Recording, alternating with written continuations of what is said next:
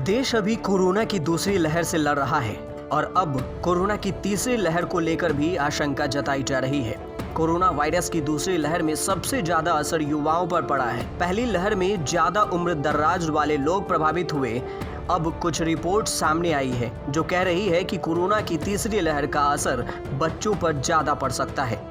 कई देशों में युवा दूसरी लहर से ज्यादा संक्रमित हो रहे हैं। अब देश के सुप्रीम कोर्ट ने भी कोरोना की तीसरी लहर को लेकर चिंता जताई है और सरकार ने उसके लिए तैयार रहने की भी बात कही है। तो दिल्ली में ऑक्सीजन की कमी पर सुनवाई करते हुए सुप्रीम कोर्ट के न्यायाधीश जस्टिस चंद्रचूड़ ने कहा, कोरोना की तीसरी लहर सामने दिख रही है। इसका असर हमारे बच्चों पर पड़ सकता है। तीसरी लहर से पहले वैक्सीनेशन के मौजूदा अभियान को तेजी से पूरा करने की जरूरत है। देश कोरोना की तीसरी लहर में प्रवेश कर सकता है, उसको लेकर हमें पहले ही तैयारी करनी चाहिए जिससे हम उससे लड़ सकें। पहली और दूसरी लहर के बाद तीसरी लहर से सबसे ज्यादा डर बच्चों को है, क्योंकि फिलहाल भारत में बच्चों को लेकर वैक्सीन पर कोई खबर नहीं है। लेकिन सवाल ये कि आखिर बच्चों को तीसरी लहर से सबसे ज्यादा खतरा क्यों? विशेषज्ञों के मुताबिक कोरोना का नया संक्रमण भले ही बच्चों में किसी भी तरह की गंभीर समस्या पैदा नहीं कर रहा हो, लेकिन कोरोना की दूसरी लहर में बच्चे बीमार जरूर हो रहे हैं। बता दें कि इस समय उत्तर भारत में सबसे अधिक लोग वायरस के यूके वेरिएंट से संक्रमित हैं। वहीं महाराष्ट्र, गुजरात और कर्नाटक में वायरस का डबल म्यूटेंट प्रकार कहर बरपा रहा है। डबल म्यूटेंट को B1617 के नाम से भी जाना जाता है।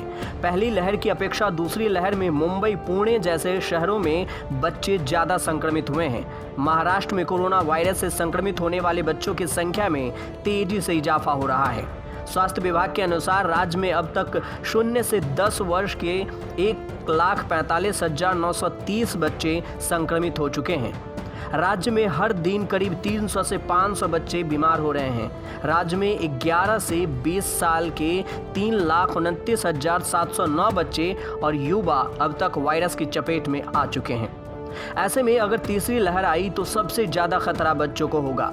विशेषज्ञों के मुताबिक कोरोना की तीसरी लहर बच्चों के लिए जानलेवा साबित हो सकता है। आशंका जताई जा रही है कि भारत में कोरोना की तीसरी लहर सितंबर तक आ सकती है और कोरोना को मात देने के लिए जो सबसे बड़ा हथियार बताया जा रहा है वो वैक्सीन को। इस वजह से तीसरी लहर को देखते हुए बच्चों के टीकाकरण कार्यक्रम को जल्द से जल्द शुरू कर देने की बात कही जा रही है। लेकिन सवाल ये कि क्या बच्चों के लिए कोरोना की वैक्सीन आ गई है? किस देश में किस कंपनी ने बच्चों के लिए वैक्सीन बनाने की बात कही है, तो ये भी जानना बेहद जरूरी है। फाइजर की वैक्सीन बच्चों के लिए अप्रूवल पाने वाली दुनिया की पहली वैक्सीन हो गई है। कनाडा के ड्रग्स रेगुलेटर हेल्थ कनाडा ने 12 से 15 साल के बच्चों के लिए वैक्सीन लगाने की इजाजत दे दी है। इससे पहले यह वैक्सीन 16 से ज्यादा उम्र वालों को लगाई जा रही थी। अमेरिका में भी फाइजर बायोएनटेक की कोरोना वैक्सीन को 12 से 15 साल के बच्चों को लगाने की इजाजत जल्द से जल्द मिलने की उम्मीद है। फाइजर की वैक्सीन के बच्चों पर ट्रायल जनवरी से मार्च के बीच में हुए थे। वैक्सीन निर्माता ने बताया कि उसकी वैक्सीन बच्चों पर पूरी तरह से सुरक्षित है। इसके इफेक्टिवनेस 100% साबित हुई है। अमेरिका में भी फाइजर के अलावा मॉडर्ना और जॉनसन एंड जॉनसन के वैक्सीन के भी बच्चे में ट्रायल किए जा रहे हैं। मॉडर्ना के वैक्सीन के ट्रायल के नतीजे जून में आने की उम्मीद है।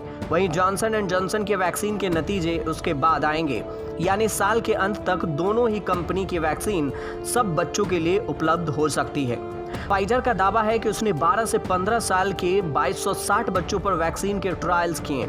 31 मार्च 2021 को घोषित नतीजों के मुताबिक यह वैक्सीन इस आयु समूह के 100% इफेक्टिव साबित हुई है। इसका मतलब है कि जिन्हें यह वैक्सीन लगी उनमें से कोई भी वायरस से इन्फेक्टेड नहीं हुआ। ट्रायल्स में 18 बच्चे कोरोना से इन्फेक्टेड हुए थे, पर वे सभी प्लेसिबो ग्रुप के थे। इसके बाद भी ट्रायल्स में शामिल बच्चों की 2 साल तक निगरानी की जाएगी ताकि उनके शरीर पर वैक्सीन के दूरगामी असर को समझा जा सके। कंपनी का कहना है कि बच्चों को जल्द से जल्द फिर से स्कूल भेजना जरूरी है ताकि वे अपने दोस्तों से मिल सकें, दोस्तों और परिवारों के साथ निश्चिंतता के साथ आउटडोर में खेल सकें। तो दुनिया भर में बच्चों के लिए कोरोना वैक्सीन की क्या स्थिति है ये भी जान लेते हैं। फाइजर की वैक्सीन तकरीबन तैयार है। कनाडा के बाद अन्य देशों में भी 12 से अधिक उम्र के बच्चों को लगाने की अनुमति मिल ही सकती है। वहीं अमेरिका में मंजूरी दूसरी वैक्सीन बनाने वाली कंपनी मॉडर्ना का कहना है कि उसकी वैक्सीन के लिए किशोरों और छोटे बच्चों पर ट्रायल्स चल रहे हैं। तो वहीं यह भी सवाल बनता है कि भारत में बच्चों की वैक्सीन कब उपलब्ध होगी। फिलहाल भारत में बच्चों की वैक्सीन पर कुछ भी कहना मुश्किल है। भारत बायोटेक ने फरवरी में बच्चों को कोवैक्सीन ट्रायल में शामिल करने का आवेदन किया था, पर ड्रग्स रेगुलेटर ने यह कहकर आवेदन खारिज कर दिया कि पहले वयस्कों पर वैक्सीन की इफेक्टिवनेस साबित करो। इसके बाद मार्च में कहा गया कि भारत बायोटेक जल्द ही बच्चों पर अपनी वैक्सीन के ट्रायल्स शुरू कर सकती है। हालांकि पिछले महीने ही भारत बायोटेक ने फेज 3 ट्रायल्स के दूसरे अंतरिम नतीजे जारी किए और कहा कि उसकी वैक्सीन 78% तक इफेक्टिव है। इन नतीजों के आधार पर उम्मीद की जा सकती है कि कोवैक्सीन को बच्चों पर ट्रायल्स की इजाजत मिल जाएगी, जिसके बाद ही भारत में बच्चों के बीच उसके ट्रायल्स हो सकेंगे। पिछले महीने भारत सरकार ने विदेशी वैक्सीनों को मंजूरी देने का फैसला किया है। अभी यह देखना होगा कि अगर अमेरिका और यूरोपीय यूनियन ने बच्चों के लिए वैक्सीन को मंजूरी दी तो प्राइवेट मार्केट में आने वाली विदेशी वैक्सीन को भारत में बच्चों को लगाने की इजाजत दी जाती है या नहीं। बता दें कि देश में कोरोना की दूसरी लहर ही आउट ऑफ कंट्रोल नजर आ रही है। रोजाना रिकॉर्ड संख्या में कोरोना के मामले सामने आ रहे हैं, रिकॉर्ड मौतें हो रही है। पिछले 24 घंटे के दौरान देश भर में कोरोना वायरस से 4,12,000 से ज्यादा लोग संक्रमित पाए गए, जिनमें 39,080 की कोरोना से मौत हो गई।